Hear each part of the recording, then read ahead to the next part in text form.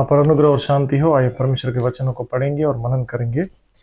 तो आज जो विषय दिया है, रोकने वाली वस्तु, उलझाने वाले पाप।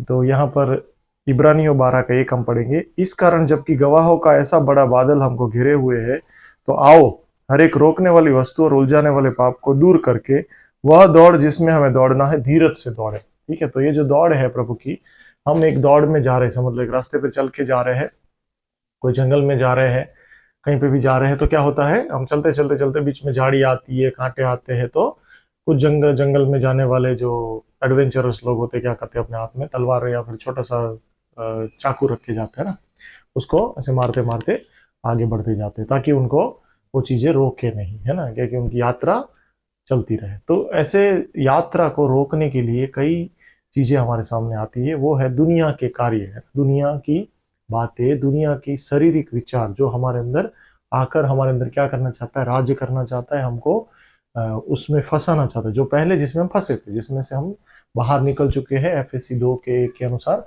कि पहले तुम पापों में मरे हुए थे, है ना, पापों में मरे हुए थे, तब मसीह में तुमको जिलाया गया। कब? जब ने आपने विश्वास किया, मन फिरा के यीशु पे विश्वास किया, उद्धार पाया, आपके अंदर एक नया आत्मा शुरू हो गया, मसीह का जैसा, है ना, प्रभु का आप बेटे बेटियां बन गए। तो इसकी वजह से अभी ये चीजें जो आप पहले करते थे, आपको अभी अच्छा नहीं लगता, है ना। तो ये जो है रोकने वाली वस्तु और उलझाने वाले पाप, ये पहले क्या है वो समझेंगे। उसके बाद उसके अंदर से निकलना कैसे। जैसे मैं प्रभु से इस बातों के विषय में बोला, है ना, जैसे ऐसे नहीं समझना कोई सेवक है या कोई बहुत बड़ा इंसान है, बहुत पावरफुली प्रार्थना कर रहा है, उसके जीवन में ये सब चीजें नहीं है, रोकने वाली वस्तु नहीं होगी, पाप भी नहीं होगा, इसलिए तो लोग प्रचार कर रहे हैं, इसलिए तो सिखा रहे। ऐसा नहीं है। जो व्यक्ति शरीर में है, उनके सामने दोनों चीजें रहती ही है। कितना भी साल का सेवकाई हो, कितना भी साल के विश्वास योग्यता से प्रभु के साथ चला है, फिर भी उसको ये दो चीजें, रोकने वाली वस्तु और उलझाने वाले पाप जो है, कहीं ना कहीं उनको खटखटाते रहते, पास आते रहते, वो विजय हासिल कर लेते, उनको प्रैक्टिस हो गया है, आगे करते करते उसके ऊपर विजय हासिल कर लिया है। फिर भी उनके सामने वो आता है, क्योंकि वो शरीर में रह रहे हैं। मैं हूं या कोई भी हो, तो मेरे सामने भी आते रहता है। तो उसके ऊपर विजय हासिल करने के लिए मैं क्या करता हूँ, किस हिसाब से मुझे प्रभु, मेरा अनुभव के अनुसार मैं आपको कहना चाहता हूँ। मैं है, मेरे साथ में जो भाई बहन है, मेरे जो लीडर है, वो सब लोग सालों से किस हिसाब से चल रहे हैं, है ना। कुछ कुछ कलीसियाओं में उसके विषय में समझाते, कुछ कलीसिया में नहीं समझाते, कुछ कलीसिया अभी बच्चे जैसा है, कुछ कलीसिया बढ़ रही है।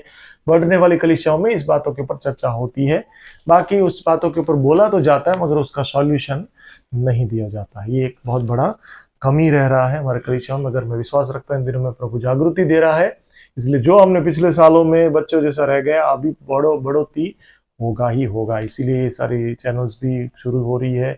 कुछ ऐसे सेवक लोग भी आगे आए हैं, जो जिनका आगे आ रहा है, फेमस हो रहा है, कि जो लोग प्रभु के रहस्य को सिखाए, है ना। हम लोग भी आपको, हमें जो विजयवन जीवन मिल रहा है, हम जिसमें विश्वास से रह पा रहे हैं, हम अच्छे से कर पा रहे हैं, हमें भी कष्ट आता है, सब बातें, मगर उस पर हमने जो रहस्य सीखा, वही हम आपके साथ साझा करना चाहते हैं, शेयर करना चाहते हैं। हम अपने पास रख के उसको आपको अपनी ओर खींचना, हम हीरो दिखाना, ऐसा हमको नहीं करना है। इसलिए हम आपको सिखाना चाहते हैं। तो आइए हम सीखेंगे वो चीज को। सबसे पहले तो ये क्या है ना। रोमियो 6 में जैसे लिखा है, जिस व्यक्ति को, जो भी व्यक्ति फंसता है, कैसे फंसता है, उसके अंदर वो जो पाप होता है, वो उसको, इसमें अगर वो दे देता है अपने आप को, तो वो उसे गुलाम कर देता है ना। क्या कर देता है उसको, वो उसमें वो दास हो जाता है। ये जो दासत्व में बार बार व्यक्ति फंसता है, आप में से कुछ लोग होंगे जो बोलेंगे, हाँ भैया सही बात है, मैं बार बार फंसते रहता हूँ, बार बार मेरे अंदर आते रहता है ये पाप। ये क्या करता है, हमको बार बार जकड़ के रखता है। उसकी शुरुआत रोकने वाली वस्तु से होती है। उसको हम अभी यात्रा में जा रहे हैं, हमें हटाना चाहिए, पर कोई बार हम हटाने की कोशिश करते हैं, फिर भी नहीं हट पाता है, क्योंकि हमारे अंदर उसके बारे में बहुत ही अभिलाषाएं जन्म ले चुकी है। जैसे याकूब लिखता है पहला अध्याय में कि क्या होता है, अभिलाषाएं जो होती है वो गर्भ धारण करके पाप को जन्म देती है ना। व्यक्ति क्या करता है, परीक्षा में कैसे फंसता है, कैसे गिर जाता है ना, वो खुद अपनी फली अभिलाषा से खींचकर परीक्षा में पड़ता है। 14-15 में दोनों में, आप बाद में पढ़ रहे ना, स्क्रीन में आएगा। तो यहाँ पर अभिलाषा गर्भवती होकर पाप को जनती है, और पाप जब बढ़ जाता है तो मृत्यु को उत्पन्न करता है। ये बहुत ही खतरनाक हालत में हम चले जाते हैं। तो आखिर तक तो प्रभु का अनुग्रह है, नहीं पहुंचने देते मौत तक, मगर कुछ लोग वहां तक भी पहुंच जाते हैं, मन को कठिन करते करते, है ना। शुरुआत कहाँ से होती है? ये रोकने वाली वस्तु, ये क्या है? शारीरिक विचार है। हमको लगता है ये कुछ खराबी नहीं है, जैसे मनोरंजन, दुनिया का जो मनोरंजन है, मूवीज है, कुछ इंटरेस्ट की बातें हैं, दुनिया में कुछ इंटरेस्ट रखना गलत नहीं है ना। जैसे किसी को कुछ अलग तरह का, सभी तरह का, सबका अलग अलग इंटरेस्ट है ना। कुछ चीजें बनाना, कुछ चीजें देखना, कुछ हिस्टोरिक चीजें, कुछ ऐतिहासिक बातें, कुछ भौगोलिक बातें, कुछ इंजीनियरिंग की बातें, ये जो भी है वो गलत नहीं है, मगर उसमें हम समय देते रहेंगे, उसी में ज्यादा पड़े रहेंगे, वो भी हमारे लिए रोकने वाली वस्तु बन सकती है। ठीक है।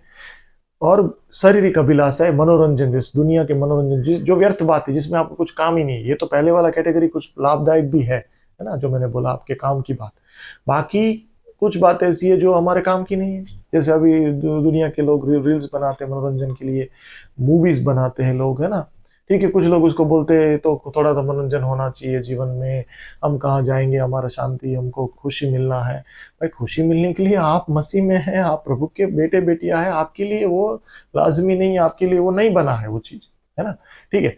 तो मैं शॉर्ट में अभी कहना चाहता हूँ, ये चीजें हमको फंसा देती है, बीच में आ जाती है, हम उसको हटाते नहीं, ऐसे नहीं, करते करते करते हम उस पाप की ओर चले जाते हैं। अभिलाषा गर्भवती होकर पाप को जन्मती है, पाप हमारे सामने आके हमें फंदे में फंस जाते। इब्रानी 12:1 में हमने पढ़ा, है ना। तो हमारी जो दौड़ है, में स्वर्ग तक पहुंचना है, उस बीच में ये चीजें आ जाएगी फंदे के जैसे, हमको अटका दे कि समझ लो कोई जगह पर ऐसे वो फंदा रखते हैं ना, फंदा जानवर को पकड़ने के लिए ऐसे वाला फंदा रहता है। उसमें अगर इंसान का भी पैर पड़ गया तो इंसान का पैर को भी नहीं छोड़ेगा, ऐसे कर ही लेगा, है ना। वैसे ये फंदे दुनिया के लिए है ना। आप इंसान का मैं उदाहरण दिया, इंसान और जानवर के लिए, वो बनाया है जानवर के लिए। तो जो दुश्मन है वो क्या करता है, उनके लोगों को पकड़ने के लिए उसने रखा है जिसके पास पाप है, जो दुनिया में है, वो जल्द पकड़ में आ जाएगा। मगर हम वैसे ही दुनिया के जैसे सोच करेंगे, उसमें जाएंगे, तो हम भी पकड़ में आ सकते हैं। तो उसमें से, आप में से ज्यादा लोग, कुछ लोग फंसे भी होंगे, मगर हम आपको उत्साहित करना चाहते हैं, उसमें से आप बाहर आ सकते हो, उसमें से प्रभु आपको बाहर निकाल सकता है। उसके लिए आपको क्या करना है, जो प्रभु मुझसे बात किया था यशायाह 60 में, जो वचन मुझे मिला था वही मैं आपके साथ शेयर करना चाहता हूँ। यशायाह 60 निकालिए, उसके अंदर पहला वचन और दूसरा वचन, दोनों वचन का थोड़ा प्रकाशन आपको मिल जाएगा, बाकी पवित्र आत्मा आपको सिखाएगा पूरा। मैं कोशिश कर रहा हूँ आपको प्रकाशन की ओर ध्यान दिलाने के लिए, बाकी पवित्र आत्मा आपको मदद करेगा। 60 का 1 और 2, उठ प्रकाशमान हो, क्योंकि तेरा प्रकाश आ गया है, और यहोवा का तेज तेरे पर उदय हुआ है। परमेश्वर का तेज आप पर उदय हुआ है। हालेलुया। आप ये ध्यान रखिए, भविष्यवाणी के रूप में आपको कह रहा हूं, प्रभु का तेज आप पर उदय हुआ है। मतलब आप होगा ऐसे यहाँ लिखा है, मगर आपके ऊपर हो चुका है ना। यहाँ पर हालांकि वो होगा ऐसे लिखा, ये लिख ही दिया है, मगर बाद में दूसरे वचन में लिखा है होगा ऐसे करके लिखा है। और फिर भी अभी आप मसीह को पाते हुए, आप मसीह क्या बोला है 8:12 में, यूहन्ना 8:12 में क्या बोलता है, मैं जगत की ज्योति हूं, ज्योति आपके पर आया है। और वो खुद क्या कहता है, अगर आपकी आंखें बुरी है तो आपका शरीर भी अंधकार में रहेगा। ये रोकने वाली चीजें और जो भी पाप है, उलझाने वाले क्यों बार बार आ रहे हैं, आपका मन, आपके विचार, आपकी आंखें, मतलब आपके विचार, आपकी सोच, उसमें ये प्रकाश नहीं आया है। जैसे लाइट करते हैं हम, अभी क्यों करते हैं, अंधकार है ना, रात के समय डर लग जाता है, अंधेरा रहता है चारों ओर, लाइट शुरू कर देते तुरंत, हमारा डर चला जाता है। वैसे ही हमारे जीवन में डर की वजह से, अविश्वास की वजह से, ये रोकने वाली वस्तुओं को हम मनोरंजन या कुछ भी लेके हमारे अभिलाषा से खींच के फंस जा रहे हैं, खींच के अंदर गुजरा है। तो वो क्यों हुआ है, क्योंकि आपने कहीं ना कहीं उसको स्थान दिया, उसको एक किया है, अंधकार आ गया है। अभी आ गया है, कोई बड़ी बात नहीं है वो, है ना। उसको हमें लाइट ऑन करना है, मतलब उस वचन के प्रकाशनों में जाना है, सीखना है, प्रभु ने मेरे लिए क्या क्या रखा है। अब ये एक वचन लेके भी आप छुटकारा पा सकते हो, है ना। कोई भी एक वचन से भी आप छुटकारा पा सकते हो। तो ऐसे प्रभु से चाहत रखिए, और इसको पहले मानिए कि ये चीजें आपको रोक रही है, आप उसको कठिन हृदय से करते मत रहिए, है ना। तो ये वचन के अनुसार आपके ऊपर वो उसका प्रकाश उदय हुआ है, यहोवा का प्रकाश उदय। और दूसरा एक चीज में प्रकाश आपके ऊपर, और इसको गहराई में हम थोड़ा सीख सकते हैं, बाद में प्रभु आपको सिखाएगा, मगर दूसरा वचन मैं पढ़ लेता हूं। देख, पृथ्वी पर तो अंधियारा, राज्य राज्य लोगों पर घोर अंधकार छाया हुआ है, परंतु तेरे ऊपर यहोवा प्रकट होगा। हालेलुया। यहोवा उदय होगा, और तेरा तेज, और उसका तेज तुझ पर प्रकट होगा। हो गया है अभी। आप जिस दिन मसीह में आ गए, परमेश्वर खुद आपके ऊपर आके उसका प्रकाश आ चुका है, इसलिए आप विजय हो सकते हो। आपके लिए विजय दूर नहीं है। मैं आपको कहना चाहता हूँ, उत्साहित करना चाहता हूँ आपके अंदर, क्योंकि प्रभु है। विश्वास कीजिए, सुबह में उठ के विश्वास कीजिए, आज के दिन में परीक्षा में नहीं पढ़ूंगा, ये उलझाने वाला पाप मुझे नहीं परेशान करेंगे, क्योंकि मेरे पर प्रभु का आत्मा आ चुका है, मेरे अंदर प्रभु खुद आ चुके, उसका प्रकाश मेरे पर है। इस वचनों के द्वारा प्रभु आपसे आशीष करे, यीशु प्रभु के नाम से, आमीन।